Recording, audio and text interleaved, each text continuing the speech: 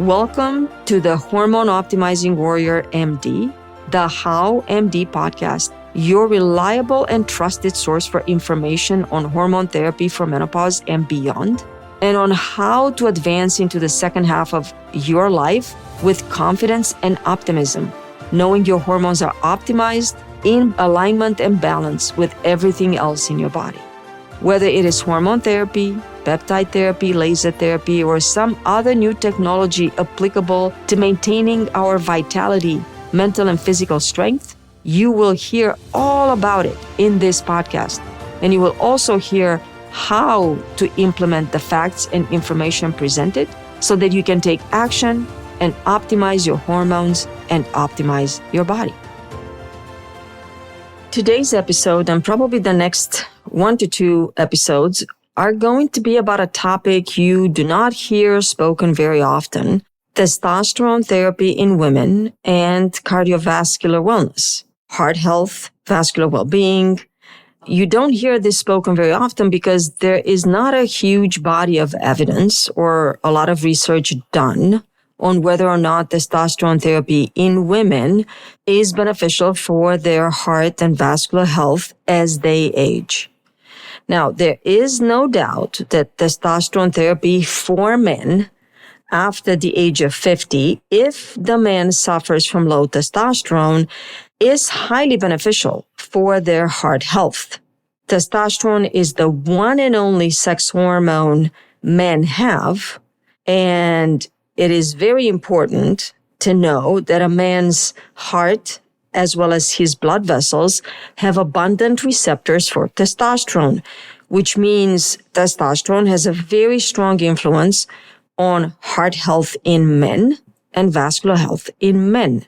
Now, is this also true for women? Women have 3 sex hormones: estrogen, testosterone, and progesterone.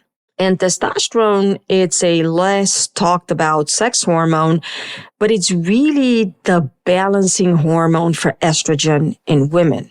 So we do know for a fact, this is clear established, that the inner wall of the blood vessels, as well as the heart muscle and the heart connective and electrical conductive tissue, have an abundance of estrogen receptors in women, which is explaining why estrogen is so important and how a woman's cardiovascular well-being can and will deteriorate after menopause, given the fact that these delicate, sensitive, and extremely vital tissues for a woman's body, the heart and the blood vessels, have been remodeled and influenced by estrogen since puberty to support their well-being. And when estrogen is gone, well, yes, things will start going south. It is also well known that the loss of estrogen after menopause is damaging to a woman's cardiovascular health. That is the truth and is backed by scientific data. What I want to discuss today is how does testosterone, a very little talked about hormone, influence heart health and vascular wellness, 2 absolutely key factors ensuring not just longevity, but optimal and functional longevity for any woman. How come? Well, our heart is the engine that powers our body, our mind, and our soul. Without our heart's energy and our heart's ability to pump the blood all the way to our tissues, providing oxygen and key nutrients our tissues need not just for survival, but for optimal function through the arterial blood vessel system, and then collecting through the venous system the byproducts of cellular metabolism and transporting them to the organs designated with elimination. Without all of this, we die. Plain and simple.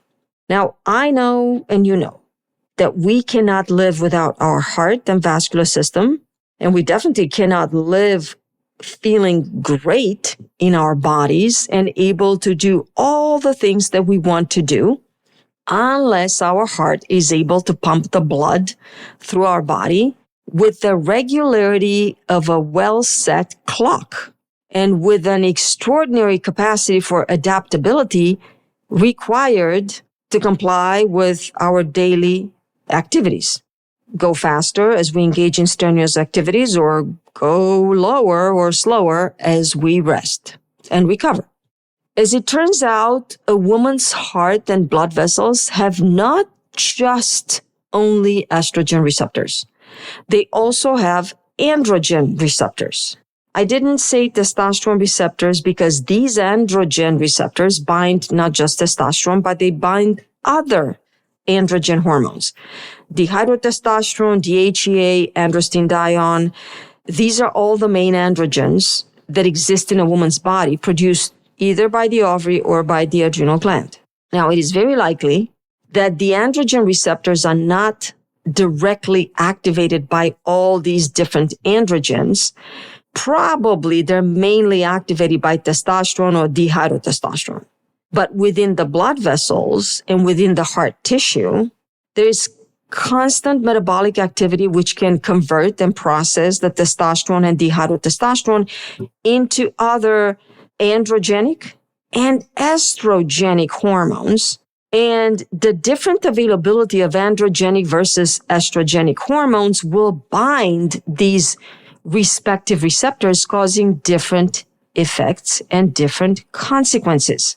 More on that in a future week episode.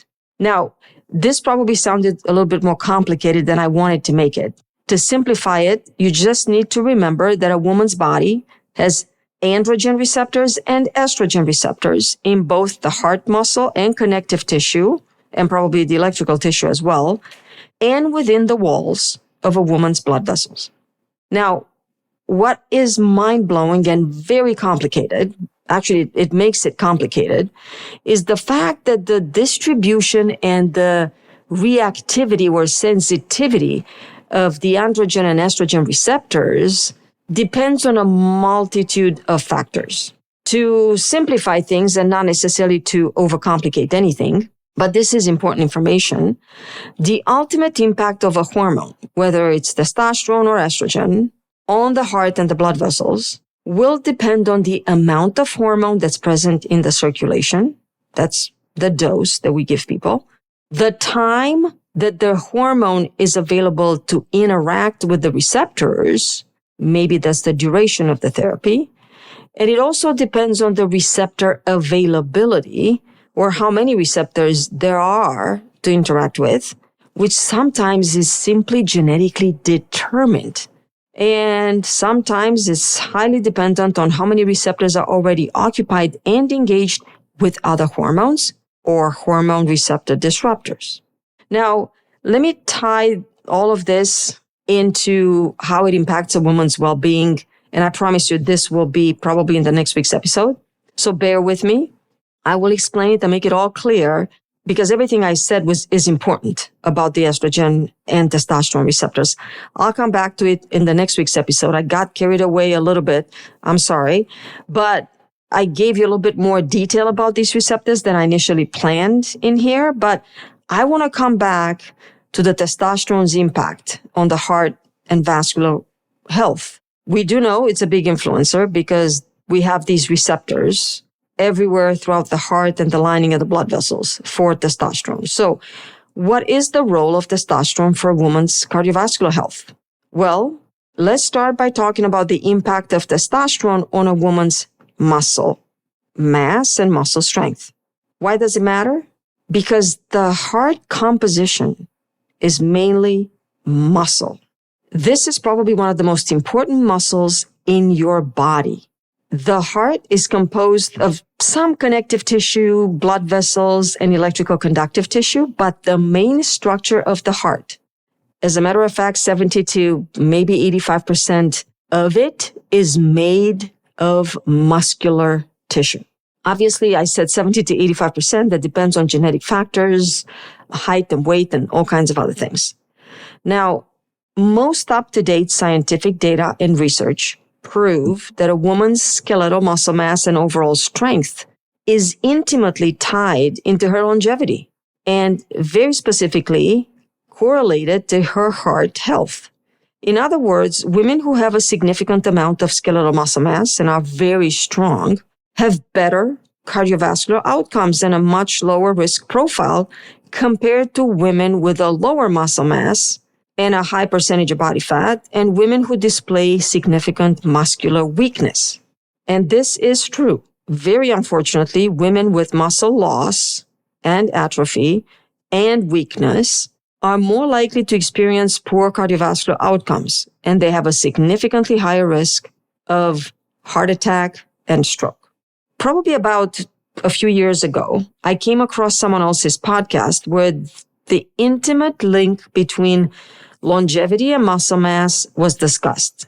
And as I learned more about it, and as I looked into it, I found out something very important that I think you should know.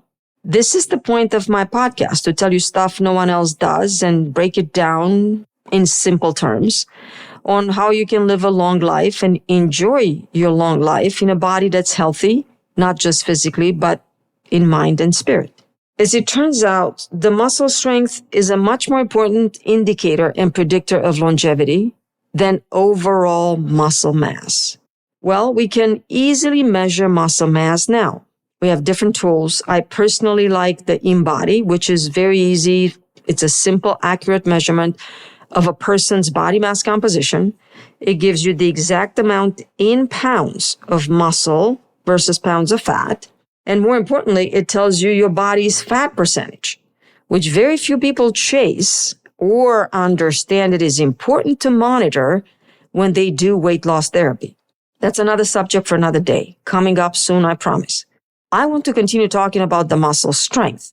InBody also offers a device to measure grip strength analysis, which literally takes 5 seconds, right? I purchased that device last year and I started offering it for free with all our InBody measurements, which are also free for our VIP concierge patients or for anyone who is following a weight loss therapy plan involving peptide therapy with our practice. Higher grip strength consistently predicts longevity and very likely a low risk of a cardiovascular event. It's a great predictor for an overall lower mortality risk, independent of the body size, which is very interesting. For example, I'm overweight. My body fat percentage is 28%, but I have a very good amount of muscle mass, and my strength analysis with the grip strength measurement indicates I'm at 90th percentile for my age group, right? That's reassuring. So if you are one of our patients, ask next time you come into the office to get your grip strength measured. And if you're not one of our VIP concierge patients, it's only $25. If you're not one of our patients and you're out of state or you just came upon this podcast because somebody recommended it, measuring a grip strength, it's a simple and easy thing to do. Most likely anyone who has an InBody device measuring body mass composition probably has a grip strength analysis dynamometer. So ask about it. It's really easy to do this. Now, after this short parenthesis on muscle mass and muscle strength and how they are very important to predict longevity, and it's important to have a good muscle mass and a good grip strength because it will indicate low risk of morbidity and mortality from cardiovascular disease as you age and probably from overall other factors. Now, let's talk about how testosterone exactly influences a woman's muscle mass and muscle strength and indirectly her cardiovascular wellness.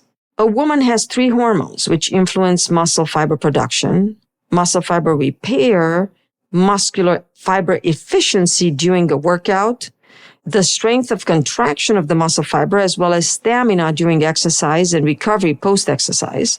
All these 3 hormones are estrogen, testosterone, and growth hormone. We know without shadow of a doubt that women lose their estrogen at menopause, and they have to live the second half of their lives without any estrogen in the absence of estrogen hormone therapy. It is true that a woman loses her entire ovarian production of estrogen at menopause because menopause is, by definition, the absence of any remaining primordial follicles within the ovaries, which could be recruited to initiate estrogen production and a menstrual cycle. However, the ovarian tissue remaining, even though there are no more follicles that will possibly respond to make estrogen, The ovarian tissue remaining does not stop necessarily to produce testosterone after menopause, and there are quite a few women who continue to produce testosterone in considerable amounts. Unfortunately, that is not the norm. It is rather the exception. So women also lose their testosterone at menopause. And most women have lost testosterone way before menopause. Growth hormone is a somewhat controversial hormone, as there has been significant concern in the past that growth hormone therapy could possibly grow or stimulate an existent, indolent, slow-growing cancer. Outside of this concern, which has not been confirmed by studies in men or women who choose to have growth hormone replacement therapy, growth hormone is one of the three main anabolic hormones promoting growth and repair of not just your muscle, but all your tissues in general. But more than anything, sustaining and promoting muscle mass and strength. And here's one of the important topics. Very few people talk about or make a point to bring it to the awareness of women. After menopause, women get hit with the perfect trifecta when it comes to their muscle mass and strength. They lose all their anabolic hormone. They lose their estrogen, the most important hormone for a woman's not just muscle, but overall function. The majority of women, probably 90% or more, if not 99%, lose their testosterone, the most powerful anabolic hormone in the human body, whose role in muscle mass and strength support for women has been minimized, marginalized, and largely not studied, on the assumption that this is mainly a male hormone. And even though women have it, it's not likely to be as important for a woman's muscular function and strength as it is in a male's body. Again, this is a false assumption. Third but not least, many women after menopause experience growth hormone deficiency and very low levels of IGF-1.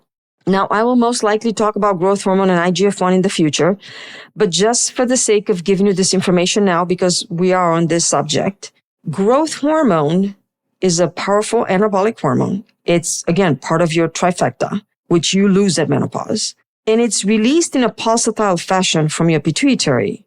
And as soon as released, stimulates the liver to produce IGF-1, which is insulin growth factor 1. It is hard, if not almost impossible, to measure your growth hormone, as it could be very high or very low during the day. And a lot of it is made at night when you are in deep sleep. So it makes growth hormone testing not feasible. Therefore, we use IGF-1 levels as a proxy to understand if we're dealing with a growth hormone deficiency. By the way, please ask your doctor to measure your IGF-1 and interpret it on a percentile range scale. The bottom number of the normal range will equal 1%. The top number of your normal range will equal 100%. If you are within 60 to 80 percentile, you are likely optimal, and whatever you're doing is working. Keep doing it. If you are at 40 to 60 percentile, I would encourage you to consider lifestyle changes, which will naturally promote more growth hormone release to see if your pituitary gland will respond. However, if you're in the bottom 5 to 39 percentile, you should consider treatment with growth hormone releasing peptide therapy. And if your levels are between 30 and 50 percentile and you suffer from fatigue, loss of muscle mass, weakness, depression, and loss of mental clarity, you would likely benefit also from growth hormone releasing peptide therapy. I've seen firsthand the benefits of such therapy, and I'll talk more about it in a future episode on this topic. But after this very short parenthesis about growth hormone and IGF-1, I will come back to that perfect trifecta, which unfortunately hits women at menopause, the loss of all their anabolic hormones. So you lose estrogen, but that's easy. Most women now are on board with estrogen replacement therapy. So they're like, let me get that back. So it makes complete and total sense to turn our attention to testosterone as a very valuable hormone therapy tool for women that goes way beyond improving their sex drive. Now, estrogen has this whole controversial reputation about being possibly the best hormone for a woman, which is my opinion, and many other doctors' opinion, to perhaps being the worst hormone for a woman, depending on her circumstances, right? But there is no controversy around testosterone outside of side effects and bad consequences with overdosing it when it comes to using testosterone as a hormone therapy.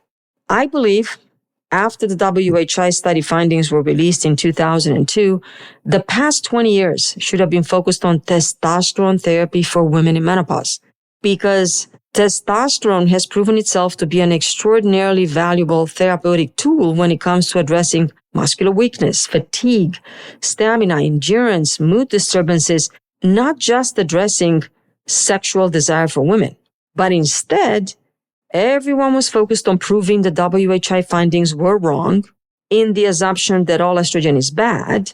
In reality, this study was extremely valuable to prove that oral synthetic estrogen combined with oral synthetic progestin is not safe for long-term use, and it could minimally increase the risk of breast cancer and the cardiovascular risk for stroke and heart attack. It took us 20 years to bring the truth to the surface. This study was not about all estrogen. It was about this outdated, no longer used type of hormone therapy. But you can see how it's been so difficult to remove this cloud of negativity around estrogen, which we know it's so valuable for women. Imagine the degree of difficulty in proving that testosterone is actually beneficial for women. If estrogen, who we know is beneficial for 40 years, we have to fight and prove that it's beneficial after menopause. So to recap what I've talked about so far is the fact that testosterone is the most powerful muscle building, muscle maintaining, and muscle repair, overall muscle controlling hormone in the human body, which can possibly improve a woman's heart health and vascular health.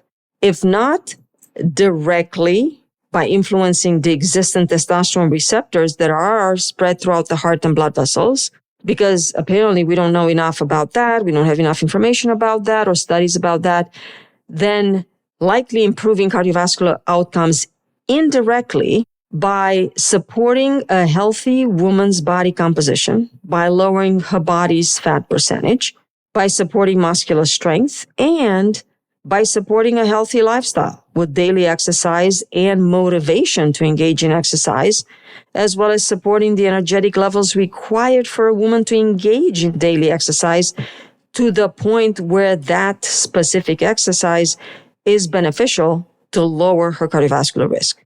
It is true that the loss of muscle mass with aging is multifactorial and intimately connected to not just hormonal balance and adequate optimal levels of hormones, but also intimately connected to nutrition and protein intake, as well as exercise lifestyle preferences. Obviously, a woman who simply walks the dog every day and considers that sufficient exercise is not going to have the same muscle strength as someone who routinely engages in weight resistance training or weightlifting. It is also important to mention here that 2/3 of adults suffer from some form of digestive disturbance, and that irritable bowel syndrome and its malabsorption and malnutrition consequences are not to be ignored.